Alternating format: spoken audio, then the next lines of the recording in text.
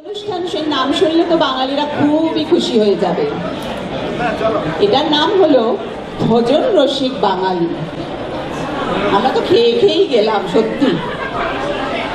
আমরা সবাই জানি বাঙালি সবচেয়ে পরিতৃপ্ত হয় খেয়ে ও খাইয়ে।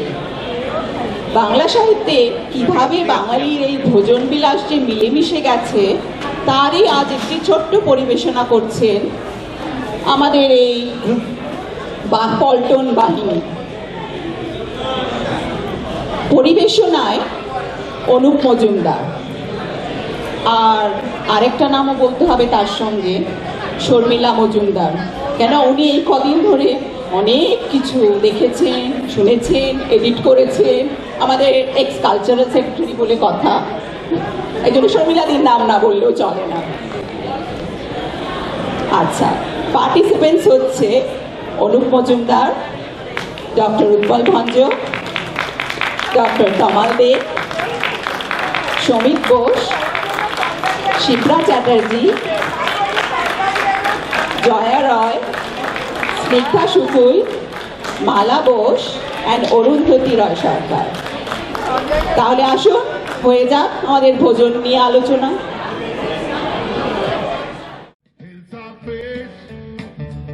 Ilish much. Oh, every Bengali loves it so very much. Hills of fish, Ilish much.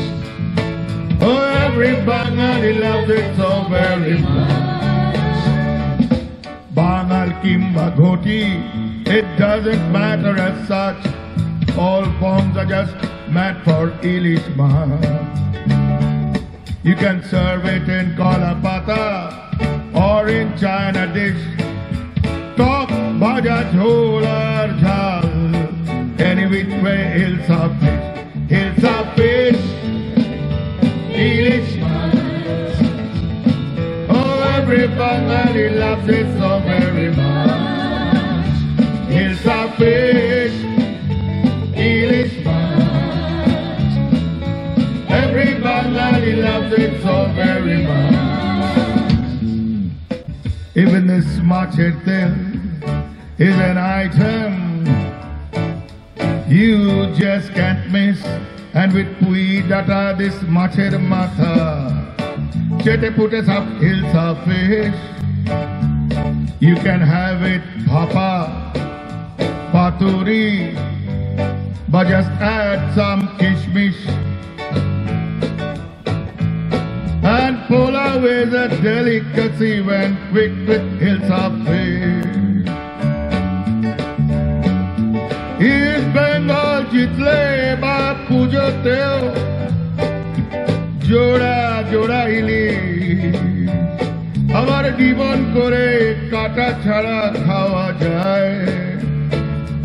আজকাল গোটা ইলিশ, hills of fish, ilish much. Yes, every Bengali loves it so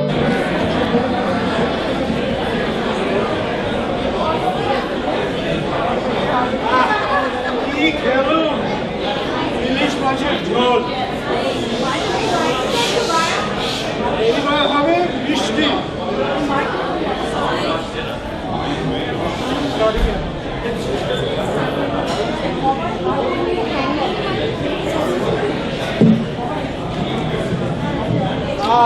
কি খেলুন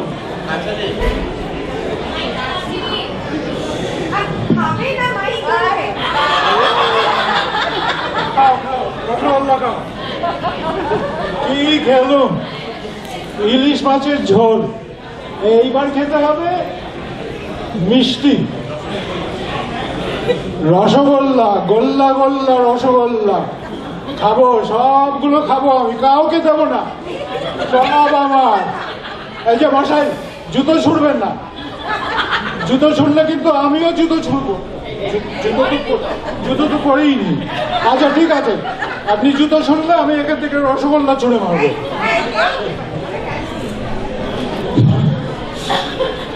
রসগোল্লা, গোল্লা গোল্লা রসগোল্লা।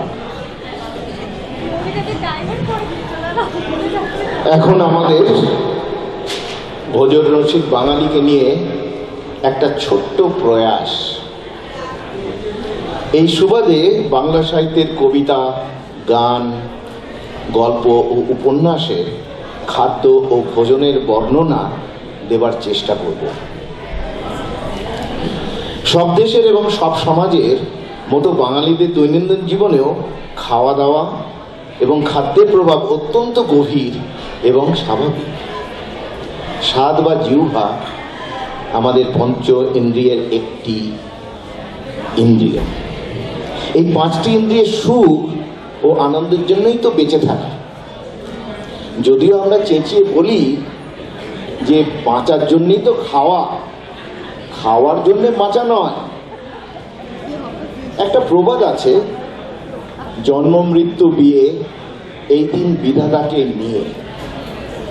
এই প্রবাদ বাক্যে একটা অনিশ্চয়তা পরিষ্কার রয়েছে, কিন্তু বাঙালি জীবনে এই দিনকে উপেক্ষা করে কোনো ভোজনের যে রীতি, তার মধ্যে কোনো অনিশ্চয়তা নেই।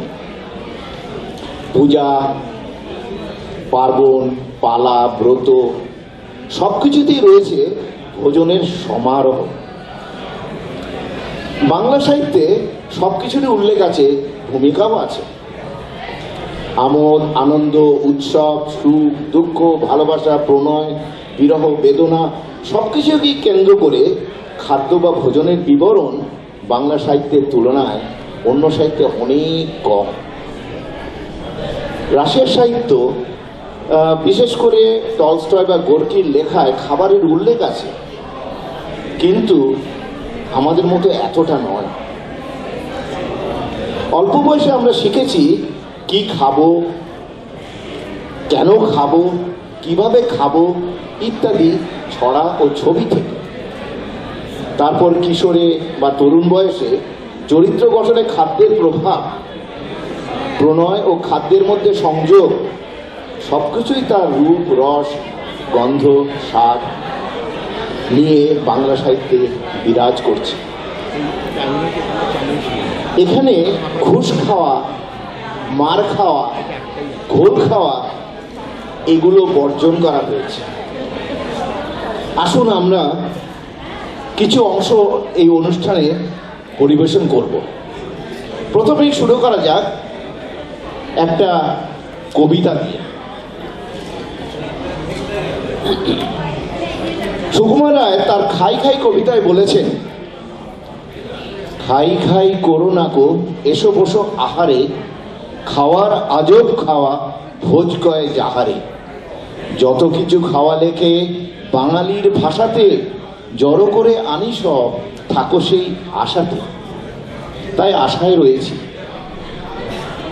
শিশুকাল থেকে আমরা শিখেছি ভোজনের নিয়ম বা সামাজিক শালীনতা। বিদ্যাসাগর মশাই আমাদের শিখিয়েছেন ভালো ছেলের লক্ষণ কি হবে।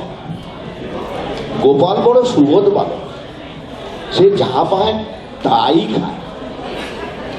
যদি খাদ্য খায় তবে ঠিক আছে, কিন্তু কাগজ, পেন্সিল, জুতো ইত্যাদি খাওয়া চলবে না। এবার একটু বাংলা সাহিত্যের ছড়া শুনুন। অন্নদাশঙ্কর রায় এই সর্বভুক স্বভাব সম্পর্কে সচেতন করেছেন আমাদের। চুষছে তো চুষছে, মুখে পুড়ে পুষছে, চানাচুর চাটনি কি মিশ্রি, এই মেয়েটা বিশ্রী। কিভাবে খেতে হবে বা খাওয়ার শালীনতা নিয়ে অন্নদাশঙ্কর রায় মশাই আবার বলেছেন, খেতে দিলে ছড়ায়, পাতে পুড়ে পালায়, বোঝে না কো মা বাবের দুঃখ, এই ছেলেটা মুখ্য। এই ছেলেটা হয়তো বুদ্ধিমান, আপনারা বুঝতে পারছেন না। একসঙ্গে বেশি খেতে নেই, সে ব্যাপারে সাবধান করেছেন যোগেন্দ্রনাথ সরকার তার হাসি খুশি বইতে। হারাধনের 10টি ছেলের মধ্যে একটি তো কোথাও হারিয়েই গেল, আরেকটি কাটকার থেকে দুখান হলো। এবার 8-এর অবস্থা দেখুন। হারাধনের 8টি ছেলে, বসলো খেতে ভাত, একটির পেট ফেটে গেল, রইল বাকি শাক। শুধু ভাত খেয়েও যে লোকে পটল তোলে তার প্রমাণ পাওয়া গেল। বাংলার বাহিরেও রন্ধন প্রণালীকে বাঙালি কিভাবে প্রভাবিত করেছে সেটা শুনুন ফজরে মান্নার কাছে। 1 2 3। আমি শ্রী শ্রী ভজ হরি মান্না, আমি শ্রী শ্রী ভজ হরি মান্না, ইস্তানবুল গিয়ে জাপান কাবুল গিয়ে শিখেছি সহজেই রান্না। আমি শ্রী শ্রী ভজ হরি মান্না, হাতে নিয়ে দেখছি যেই তুলি হেঁচকি, বিরিয়ানি কোরমা পটলের দোরমা, মিলেমিশে হয়ে যায় প্যারিসের ছেঁচকি। আমরা এখন সবাই স্বাস্থ্য সম্পর্কে খুবই সচেতন। এবার দেখি আর এক কবি কি বলেছেন স্বাস্থ্য রক্ষার নিয়ম সম্বন্ধে। বহুদিন বাঁচবে যদি খাও ফলমূল 16 বার চিবিয়ে। কিন্তু সমস্ত উপদেশগুলো বানচাল করে দিয়েছেন রবীন্দ্রনাথ। আমসত্ত্ব দুধে ফেলি, তাহাতে কদলি তরি, সন্দেশ মাখিয়া দিই তাতে, হাপুস হুপুস শব্দ, চারিদিক নিস্তব্ধ, পিঁপড়া কাঁদিয়া যায় পাতে। হাফুস হুফুস শব্দ ছেলেবেলা থেকে বারবার শুনেছি। শব্দ করে খেতে নেই, বুকে খাবার নিয়ে কথা বলতে হয় না, ইত্যাদি ইত্যাদি। যাই হোক, এবার গ্রামে ফেরা যায়। গ্রামীণ বাংলার ভোজ্য তালিকার বিবরণ আছে বিভূতিভূষণ বন্দ্যোপাধ্যায়ের তালনবমী গল্পে। বিভূতিভূষণের নায়িকারা অনবরত লুচি ভেজে খাইয়েছে আর গ্লাসে চা দিয়েছে। রসরাজ অমৃতলাল বসুর লেখা লুচির গান। তোমার তুলনা তুমি প্রাণ, তোমার তুলনা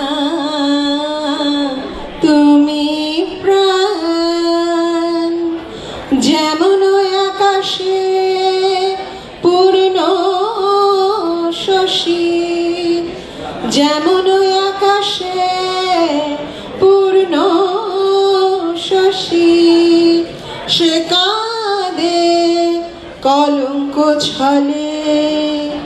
ও গো লুচি, ও লুচি, ও গো লুচি, তোমার মান্য ত্রিভুবনে। ও গো লুচি, ও লুচি, ও গো লুচি, তোমার মান্য ত্রিভুবনে। তুমি অরুচির রুচি, মুখ মিষ্টি সুচি, তুমি অরুচির রুচি, মুখ মিষ্টি সুচি, খাইয়ে ধন্য এ জীবনে। ও গো লুচি, ও লুচি, ও গো লুচি, তোমার মান্য ত্রিভুবনে। সামাজিক শুভ কার্য বিবাহ, তোমা বিনে কিছু হয় না নির্বাহ। সামাজিক শুভ কার্য বিবাহ, তোমা বিনে কিছু হয় না নির্বাহ। পার্বণে পূজায় রাজায় প্রজায়, পার্বণে পূজায় রাজায় প্রজায়, আনে তোমায় ভবনে।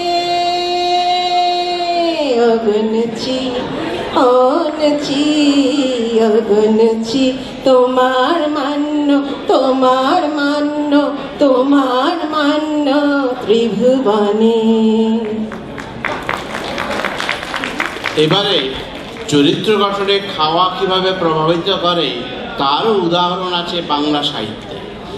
বিশেষ করে বঙ্কিমচন্দ্রের দেবী চৌধুরানীতে ভবানী পাঠক দৈনিক খাওয়ার রীতি কিভাবে বেঁধে দিয়েছিলেন। কোনোদিন রাজসিক রান্না, কোনোদিন সাকান্ন, আবার কোনোদিন ফলাহার, অর্থাৎ কোনো বিশেষ স্বাদবহুল খাবারের দাস হলে চারিত্রিক দৃঢ়তার হানি হয়। প্রতিভা বসু তার সাধু দাদু ও গাবু মামা গল্পে পুষ্টিকর খাদ্য খাওয়া ও চরিত্র গঠনের যোগাযোগ উল্লেখ করেছেন। সাধু দাদুর কলকাতায় বিরাট বাড়ি। ছুটিতে শহর দেখার জন্য গ্রাম থেকে আত্মীয় স্বজন আসতেন। নিয়ে আসতেন নিখুতি, ইলিশ, কাসুন্দি, চমচম, সরভাজা ইত্যাদি। সাধু দাদু রেগে যেতেন এ সমস্ত অস্বাস্থ্যকর খাবারের বিরুদ্ধে। তার বদলে পরিবেশন করতেন স্বাস্থ্যকর খাদ্য, আদা কুচি আর ছোলা ভিজানো, তার সঙ্গে 1 গ্লাস জল। চায়ের কোনো পার্টি ছিল না সাধু দাদুর বাড়িতে। তারপর লাল চালের ভাত, পাতলা ডাল ও শাক সেদ্ধ, বিকালে ঘোল ও শুধু মুড়ি, রাতে আবার ভাত, পটল সহ পুঁটি মাছের ঝোল। 10-12 দিন থাকবেন উদ্দেশ্য নিয়ে যারা এসেছিলেন, 2-3 দিন পরেই তারা পালান। সাধু দাদু তাদের আনা সন্দেশ, ছানার পোলাও, সরভাজা বার করে একা পরম তৃপ্তি নিয়ে খান। তার দয়ার শরীর, কষ্ট করে গ্রাম থেকে খাবার এসেছে, তিনি কি করে তার অপচয় করতে পারেন? মাছে ভাতে বাঙালি, সে কি গানেও মাছকে বাদ দিতে পারে? ইলিশ মাছ হলে তো কথাই নেই। এবার শুনুন বাঙালি আর মাছ, বিশেষ করে ইলিশ মাছ কিভাবে ওতপ্রোতভাবে জড়িয়ে আছে। 1, 2, 3 বাংলা আমার সর্ষে ইলিশ চিংড়ি কচি লাউ, বাংলা পার্শ্বে মাছকে ধুয়ে জিরের বাটায় দাও। বাংলা ভুলি কি করে বাংলা বুকের ভিতরে, বাংলা ভুলি কি করে বাংলা বুকের ভিতরে। ইংরেজিতে একটা কথা আছে, to enter a man's heart is through his stomach, অর্থাৎ পুরুষের হৃদয়ের প্রবেশদ্বার তার উদরের ভিতর দিয়ে। এই প্রবাদের নজির বাংলা সাহিত্যে প্রচুর। শরৎচন্দ্রের নায়িকারা তো অভুক্ত বা ক্ষুধার্ত পুরুষ দেখলেই মাতৃভাবাপন্ন হতেন, আর অনেক ক্ষেত্রেই সেটা পরিণত হয়ে হতো প্রণয়ে। অন্নদা দিদি, রাজলক্ষ্মী, মেজ দিদি, বর দিদি সবাই তো অনবরত রান্না করে সকল বয়সের পুরুষকে খাওয়াচ্ছেন। শরৎচন্দ্রের দত্তাতে অভুক্ত নরেনের খাওয়া দেখেই বিজয়ার প্রাণে প্রণয়ের সূত্রপাত। এছাড়া রবীন্দ্রনাথের ঘরে বাইরেতেও নিজ হাতে রান্না করে সন্দীপকে খাওয়াতে চায়, এই ইচ্ছা বিমলা তার স্বামীকে বলেছে। বর্তমানে খাদ্য সচেতন বাঙালির কি অবস্থা একটু ভেবে দেখুন। এই পেট রোগা বাঙালি এখন নিমন্ত্রণ বাড়িতে যায় পকেটে হজমের ওষুধ নিয়ে। কিন্তু এই পেট রোগা বাঙালি জামাই হলে বদ হজমের তো আক্কা করে না। বিয়ের পর জামাইয়ের শ্বশুরবাড়ি আগমন এবং জামাই আদর আমাদের সকলের জানা। জামাই খাওয়ানো প্রথাটি বাঙালিদের একচেটিয়া এবং এটি সমাজের অত্যন্ত গুরুত্বপূর্ণ অঙ্গ। এবার আসা যাক একটু হাস্যরসে।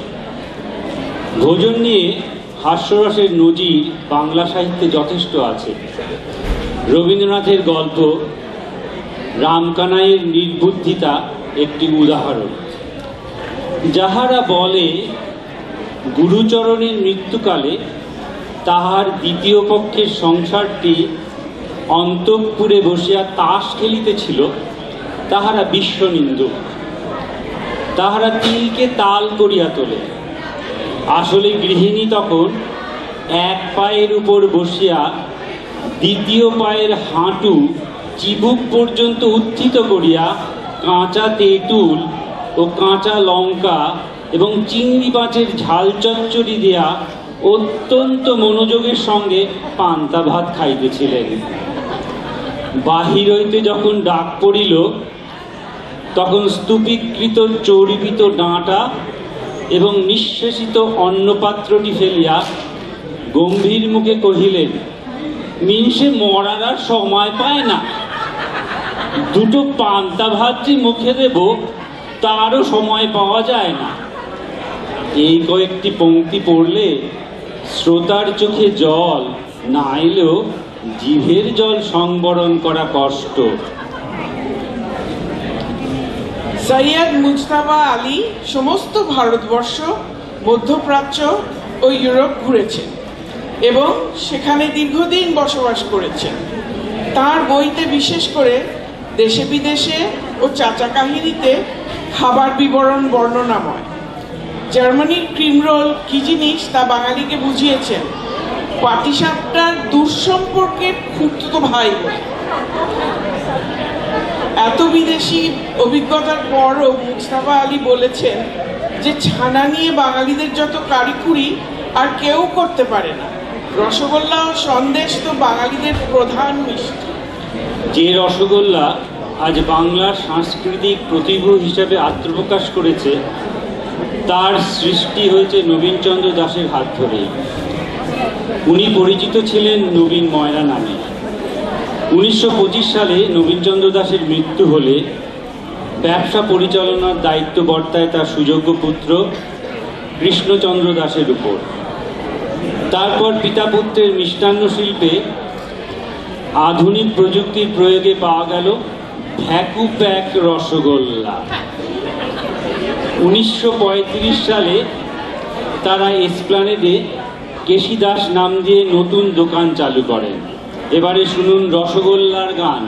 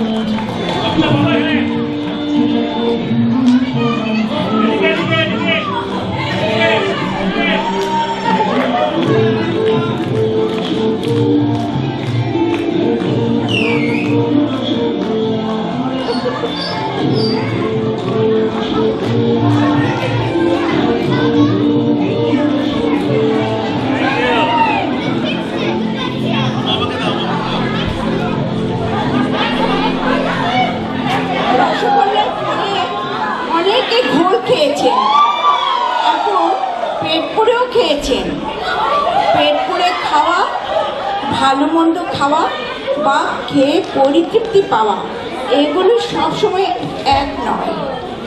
এই পরিতৃপ্তির মরীচিকা ও প্রাকৃতিক সৌন্দর্যের অন্বেষণে সুধীর রঞ্জন খাস্তগি সমস্ত ভারতবর্ষ ঘুরেছেন।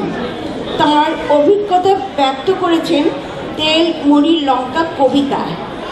এক নিস্তব্ধ গ্রামের বাড়িতে এসে হাঁক দিলেন তেষ্টা মেটাবার চেষ্টায়, সাড়া পেলেন শেষটায়। একটি মেয়ে বেরিয়ে এলো, শুধালো, কি চাই? খুকি, এক গ্লাস জল দিতে পারো? পুরো বাঙাল টোনে উত্তর এলো, বসেন একটু। অতিথিকে কি শুধু জল দেওয়া যায়? একটি ছোট মালসা এলো, তেল মাখা গরম মুড়ি, ভেজেছে বোধহয় এই গাঁয়েরই কোনো এক বুড়ি। সঙ্গে এলো দুটো চিকচিকে সবুজ কালো লঙ্কা, রাখলো নিকানো দাওয়ার মেঝেতে, হাতে লঙ্কা দেওয়ার নিষিদ্ধ নিয়ম এড়াতে। মেয়েটি বলল, ইজা লঙ্কার রং খুব কালো, সিবাইয়া দেখতে পারেন, লাগবে বড় ভালো।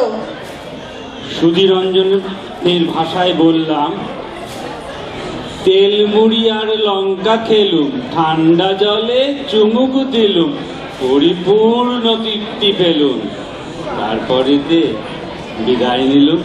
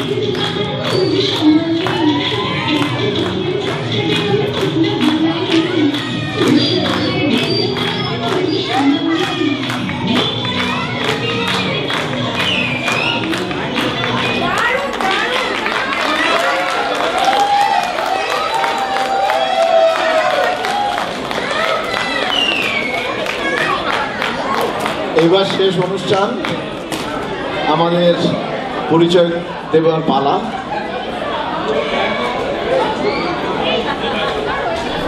ডক্টর উৎপল ভঞ্জ,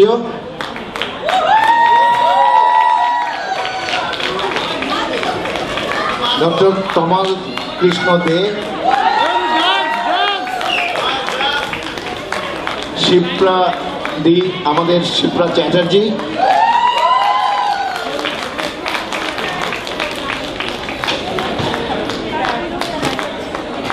জয়া রায়, মালা বোস,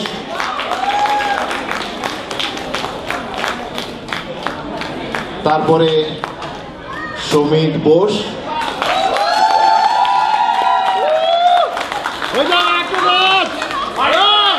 আমার নাম হচ্ছে অনুপ মজুমদার ও অরুন্ধতী রায় সরকার।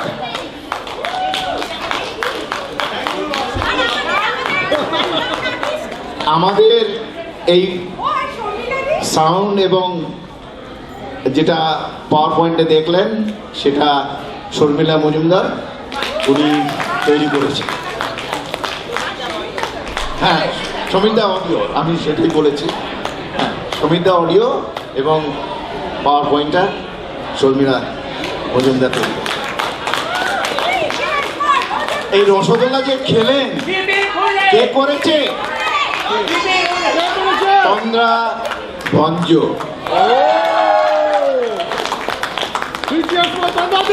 আপনাদের একটা অসংখ্য ধন্যবাদ, ভোজন রসিক বাঙালি হয়েও এতক্ষণ খাননি তার জন্য।